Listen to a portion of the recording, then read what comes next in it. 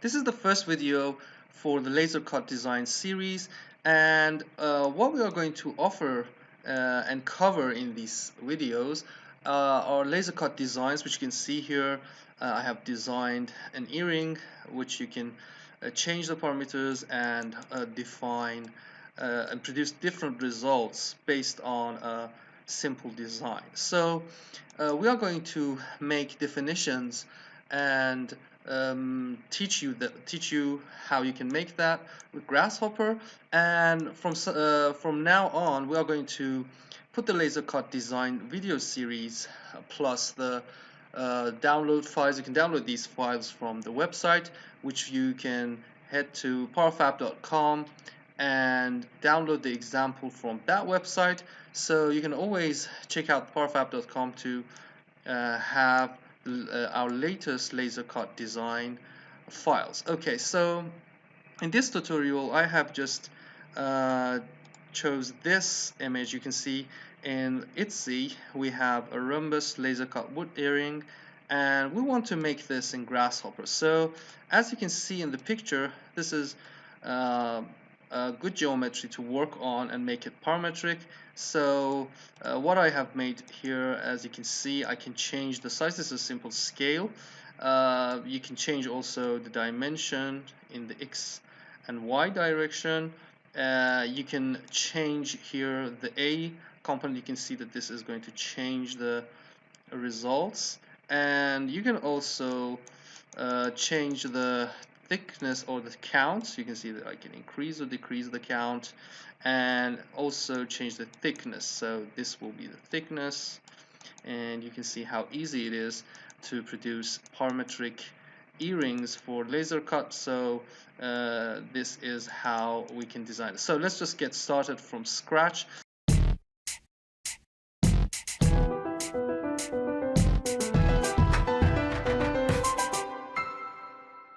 Okay, so what I want to do is to first draw a rectangle here and pick the points on the edges. As you can see here, maybe we just pick here, so this will be also the point on the next edge, and then we pick a point here and also on this edge. So if we connect those points, we will have the base geometry, and then what we want to do is to project that on the center line, which I will also explain to make those Grasshopper. So let's just make the first step, and we can go to the curve section, to primitive, and find the polygon or rectangle. So rectangle is fine. I'm going to take that rectangle thing, and let's just put the bifocals plugin so you can see what I'm doing.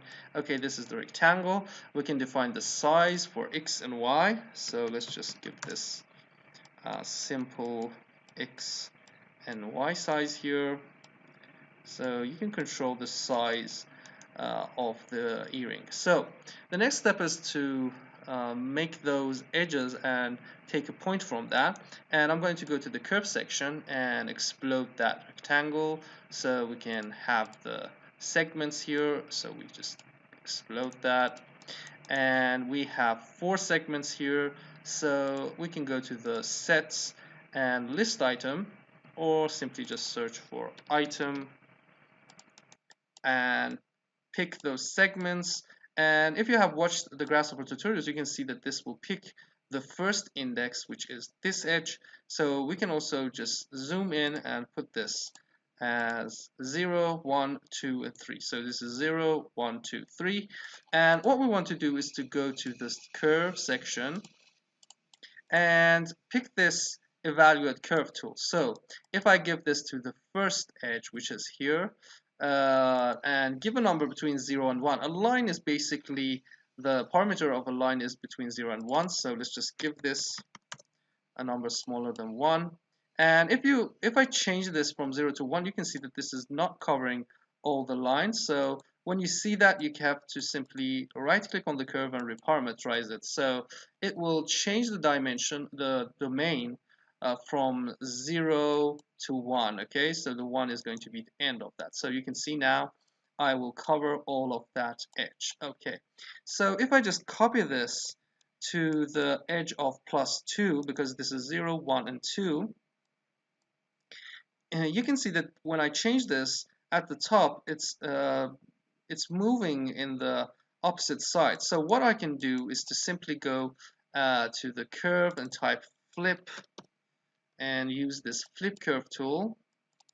So let's just do that, flip curve, and give this to the second line, and this will just make this move as same as the bottom, so the top is the same as the bottom. Okay, so we can just copy this again without the number slider. We can copy this whole thing, Control C, Control V, and now give this to +1 and 3. So this is 2 edges here, so this is going to be 1 and 3, and you can see that this can move the vertices on that. You can also give another number slider if you want to make it something different, and you can see that I can control 2 sets on these 2 edges and on the other edges, right?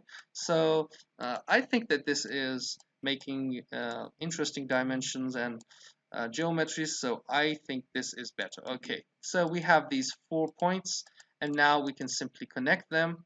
Go to the curve and use the polyline tool.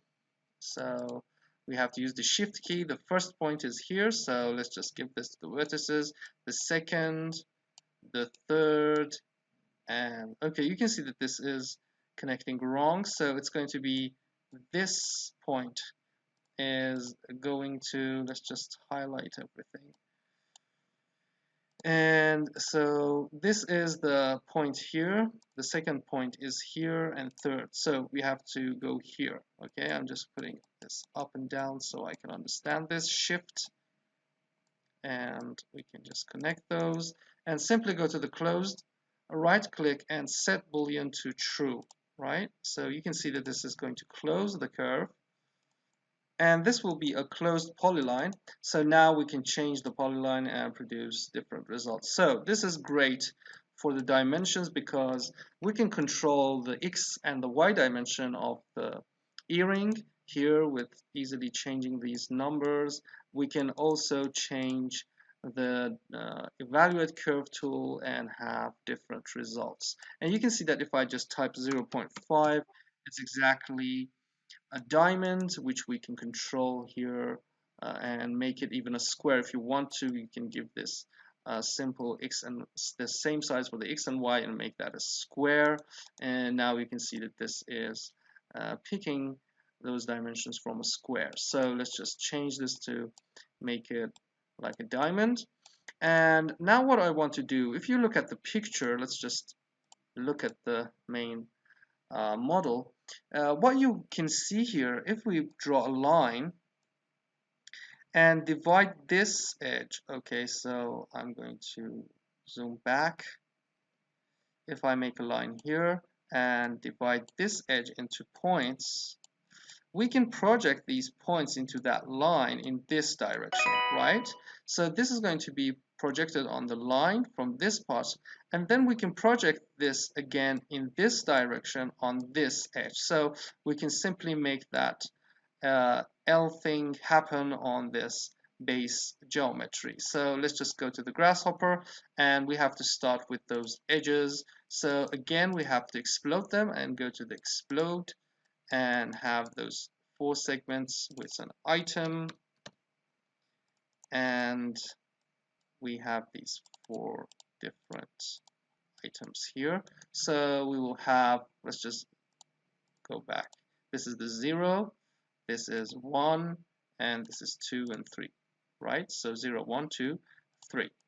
So I'm going to divide that. So let's just divide the curve on the first edge. We can just define numbers. So maybe from 3 to 12. I don't know. We can change that later. Then we can project that point onto this line from here. So as you can see, we can also pick the vertices, and let's just give this to the vertices, and we will have 4 points. So we can head to the curve section and use the line between 2 points.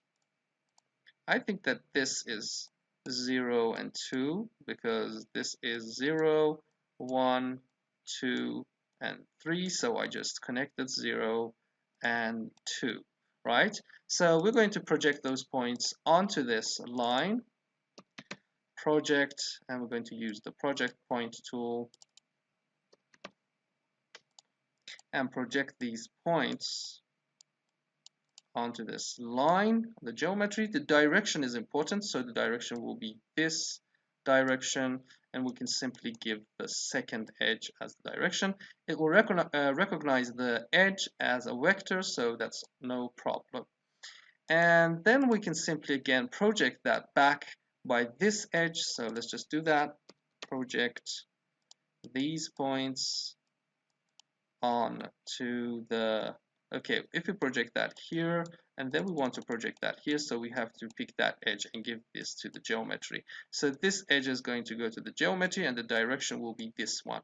So let's just go here. The last edge is going to be the geometry of projection and the direction is going to be the third edge. So we can give this to the direction, and now we can simply make those lines. So the first set will be from the division back up to the projection, and again from the projection to the next projection. And we can turn everything off, and here we have those lines.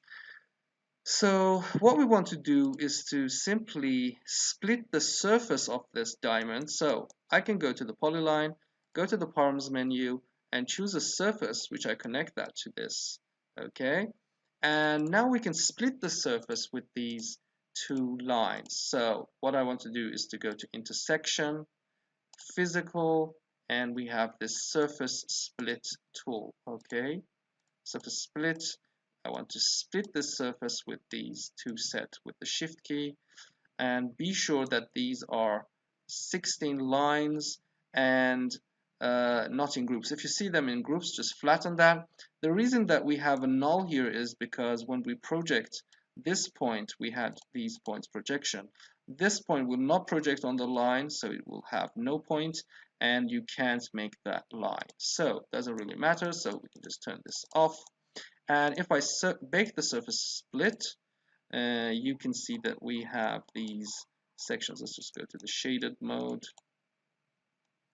And you can see that we have this section. So one of the techniques you can make is always make a boundary and then offset the edges. So let's just connect a curve to that fragments. And now if I bake that, you can see that I will have those boundaries.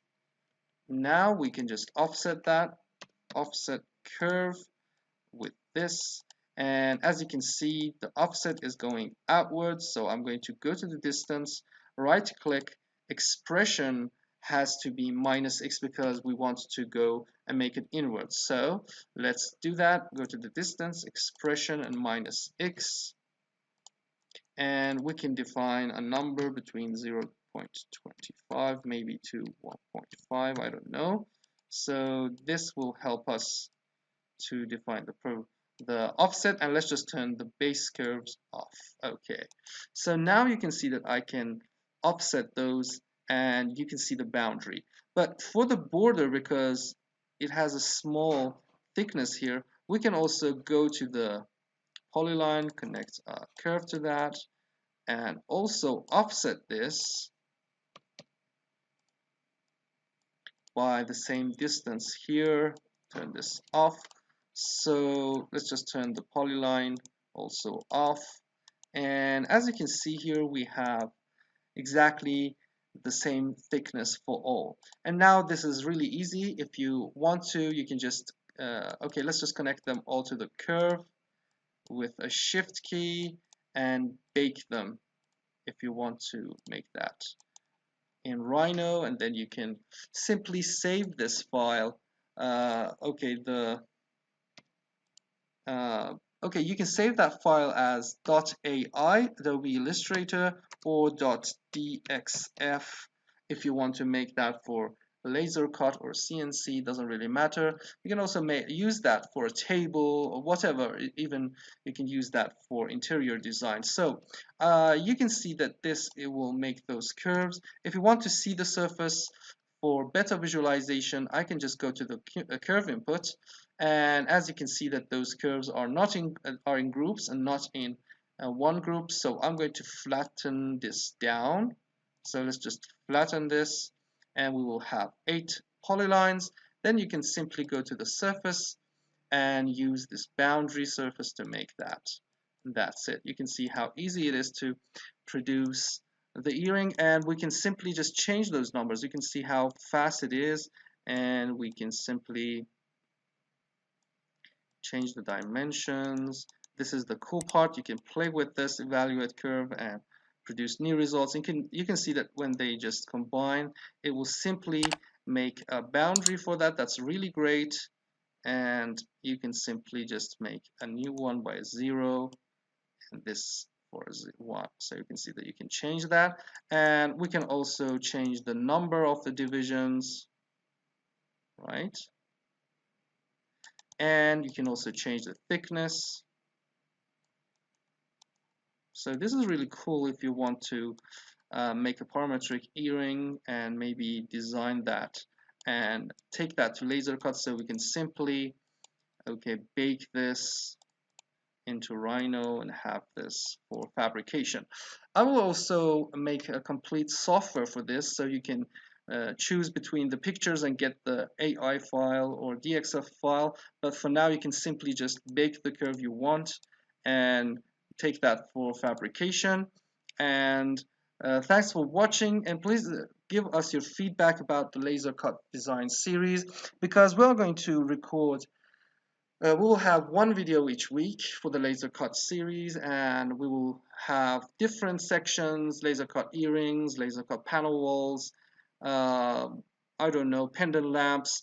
So we will consider making or recording videos each week for that subject. So that was the tutorial for making that parametric earring. You can also download this from our website. Head to powerfab.com and find this earring and download that. And thank you for watching. Thank you for watching, and subscribe to our channel. And you can also watch something that is related to this video, that corner, and see you next time.